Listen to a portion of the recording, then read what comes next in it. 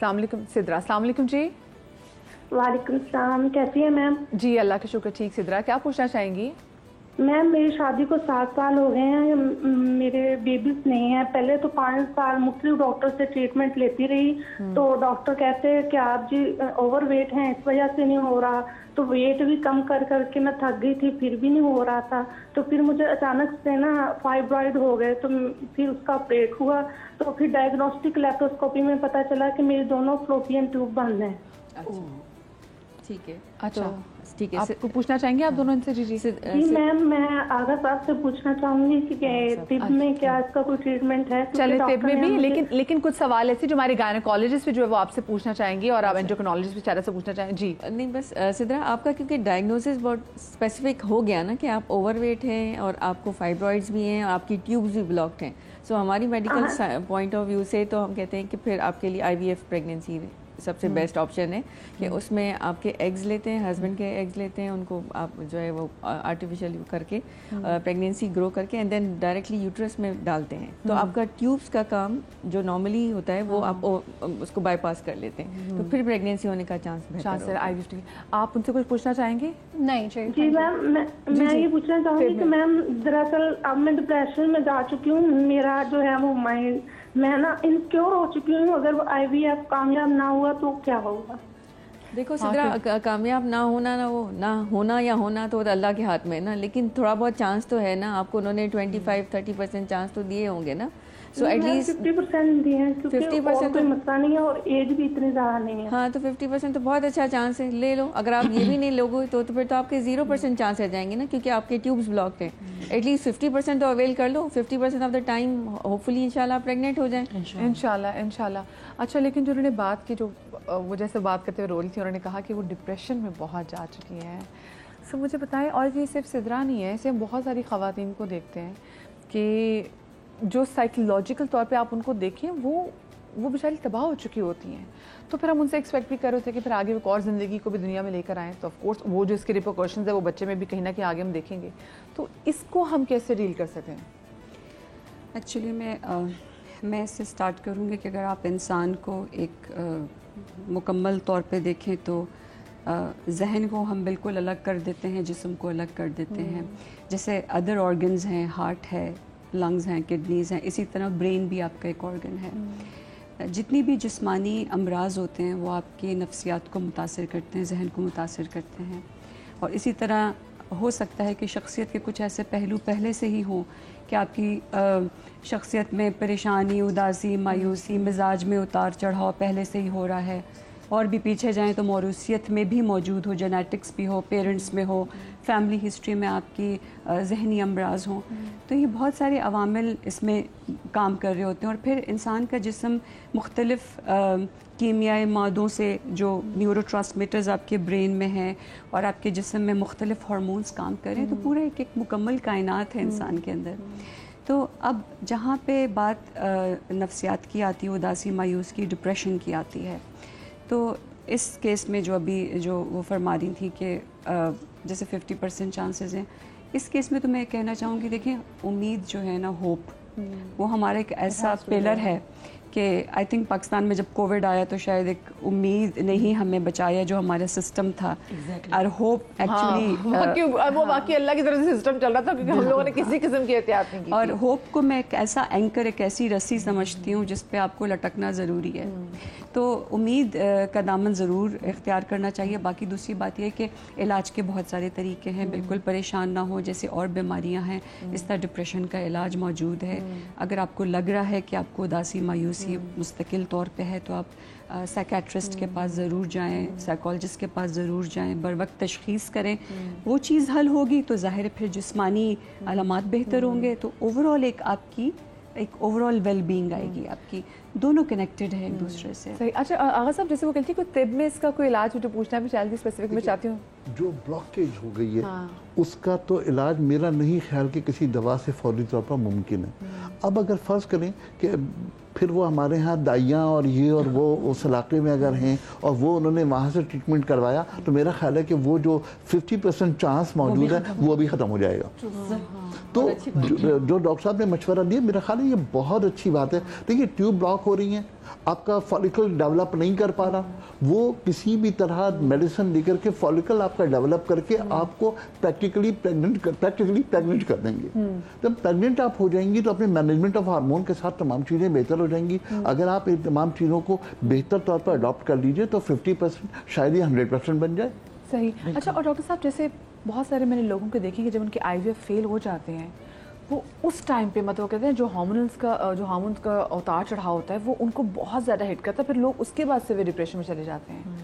بہت اچھا سوال ہے, اور جب سدرا سے ہم بات کر رہے تھے تو میں یہی سوچ رہی تھی. تو آئی ایگری ود یو کہ وہ جو دائیں اور وہ ساری چیزیں ہمیں بفور ٹاکنگ اباؤٹ کہ سدرا ڈپریشن میں گئی کیوں, انزائٹی ہو کیوں رہی ہے, ہمیں اس کا روٹ کاز بھی تو معلوم کرنا ہے نا.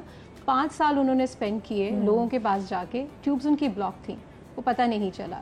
ہمارے یہاں پاکستان میں انفارچونیٹلی ایشو یہ ہے کہ کوئی اکاؤنٹیبلٹی نہیں ہے, کوئی چیک اینڈ بیلنسز نہیں ہے. آپ راستے میں دیکھیں اشتہار لگے ہوئے ہوتے ہیں بانجھپن کا مکمل علاج, جو ہماری جو نارمل پاپولیشن ہے وہ فالو کر رہی ہے.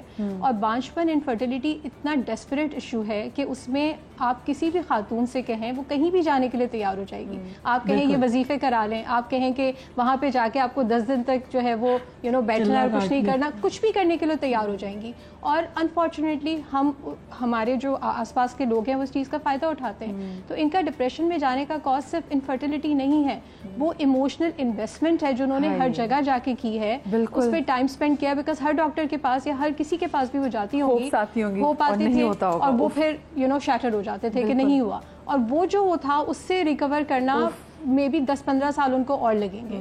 اچھا, میں کالج میں آیا تو میں کالر کو بھی ایڈ کر چاہوں گی, آپ کی اس بات کو یہیں سے کنٹینیو کروں گی. ہمارے ساتھ ایک بھائی ہیں, میں ان کا نام نہیں لینا چاہوں گی, گوکر نام تو بتایا, میاں چنو سے ان کا تعلق ہے. السلام علیکم جی. ہیلو, السلام علیکم جی, مجھے آواز نہیں آ رہی. ہلو السلام علیکم. جی جی السلام علیکم جی. ہلو السلام علیکم. وعلیکم السلام, آپ کو میری آواز آ رہی ہے؟ ہلو السلام علیکم. I think we need to drop the call کیونکہ ان کو میری آواز نہیں آ رہی. جی اچھا, وہیں سے کنٹینیو پلیز کیجیے گا. ہاں جی, تو میں وہی بات کر رہی تھی کہ ہمیں ان چیز سارے فیکٹرز پہ, اور اس میں میڈیا کا بہت رول ہے. میں ہمیشہ کہتی ہوں جب بھی مجھے ان پروگرامس میں بلایا جاتا ہے تو پوچھتے ہیں کہ اچھا جواب بتائیں کیا کریں تو میں کہتی ہوں میڈیا. جیسے آپ نے یہ پروگرام کیا تو ہمارے جو ہم ڈراموں میں, ہمارے ایڈورٹیزمنٹس میں, instead of talking about all other things جس کی اتنی امپورٹنس نہیں ہوتی ہے, ہم ان چیزوں پہ بات کریں, ہم بتائیں کہ کون سے ڈاکٹرز ہیں جن کے پاس جانا چاہیے. تو اس کے لیے میڈیا کا بہت امپورٹنٹ رول ہے. ہیلتھ کیئر پروفیشنلز کا تو ہے, آئی ایگری, لیکن وہ تب ہوتا ہے جب لوگ ہمارے پاس آتے ہیں یا ہم کمیونٹی میں بھی جا کے بات کرتے ہیں. اویئرنیس میڈیا سے آتی ہے, بیکاز آپ کی 75-80% پاپولیشن آپ کے فون, ان کا جو ہے وہ اسمارٹ فونز ان کا جو ہے وہ ہے جس سے وہ ساری نالج ایکوائر کرتے ہیں. ٹی وی ہے, ٹی وی ہر ایک کے گھر پہ ہے, وہ جو ہے دیکھ رہے ہوتے ہیں. تو میرے خیال میں میڈیا کا بہت امپورٹنٹ رول ہے. آپ کے سوال پہ میں آتی ہوں کہ آئی وی ایف جیسے ڈاکٹر سلوا نے کہا, ان کو میں اب اس کو آگے کروں گی جی کیونکہ بریک آ گئی ہے. چھوٹی سی بریک کے بعد اس پہ بات کرتے ہیں, آئی وی ایف ٹریٹمنٹ کے والے سے بات بھی کریں گے, لیکن چھوٹی سی بریک کے بعد.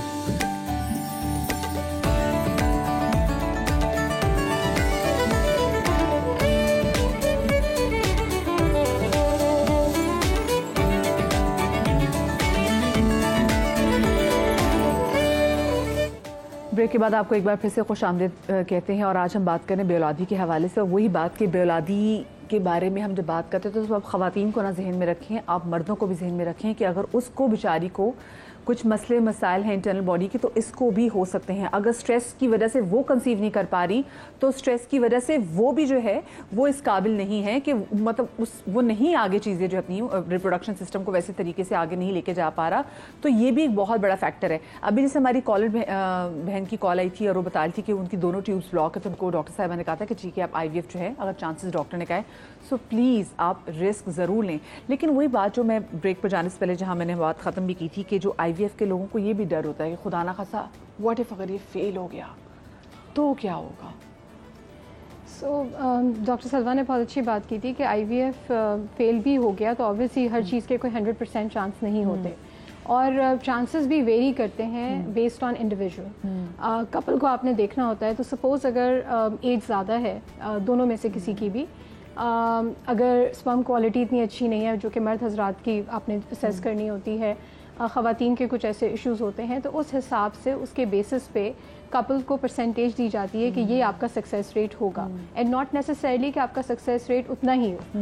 بہت سارے لوگ ہوتے ہیں جو کہ 3-4 سائیکل سے گزرتے ہیں IVF کے، بٹ وہ فیل ہو جاتا ہے. تو it's a lot of emotional investment, it's a lot of financial investment, تو پوری فیملی ہی انوالو ہوتی ہے. تو اس کے لیے میسج پاپولیشن کے لیے یہ ہے کہ IVF پہ جب آپ جاتے ہیں تو ایک پراپر ڈسکشن ہونا چاہیے، جس میں صرف کپلز آپس میں بیٹھ کے نہیں ڈسکس کرتے، ڈاکٹرز کے ساتھ ڈسکشن ہوتا ہے. جو ہے اپنا پورا ذہنی جو ہے وہ سائیکیٹرسٹ کے پاس جانا ضروری ہوتا ہے، کیونکہ وہ بھی ایک پروسیس بہت امپورٹنٹ ہے. بہت سارے میں نے کپلز دیکھے ہیں، دے go through a lot emotionally. تو وہ اگر آپ پہلے سے اس کو ڈیسائیڈ کر لیں تو ضرور بالکل جائیے. اور جیسے انہوں نے کہا تھا کہ ہوپ ہی سب کچھ ہے، تو اگر امید ہے تو سب کچھ ہے. لیکن یہ کپل آپس میں ڈیسائیڈ کرتے ہیں کہ بچہ کتنا ضروری ہے ان کے لیے. بہت سارے کپل ہوتے ہیں جو کہتے ہیں کہ نہیں، we don't want to go through this, ہم اڈاپٹ کر لیں گے، ہم کیوں کریں. تو وہ بھی کپل کا اپنا فیصلہ ہوتا ہے، ڈیسیژن اپنا ہونا چاہیے جو آپ اون کریں، جس کو بعد میں آپ ریگریٹ نہ کریں. اور وہ دونوں کا ہوتا ہے، وہ ایک سائڈ پہ نہیں ہوتا ہے، وہ آپ دونوں ڈیسائیڈ کرتے ہیں.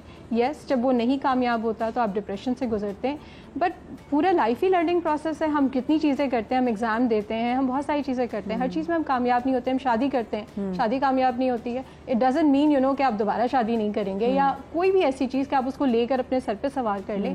Life is a learning process. ہو سکتا ہے کہ اس کے تھرو گزرنے کے بعد، میں نے بہت ایسے کپل دیکھے ہیں جن کا کامیابی نہیں ہوتی ہے، اور بہت ایسے کپل دیکھے ہیں جن کی کامیابی ہو جاتی ہے. تو بہت سارے خوشی بھی آتے ہیں.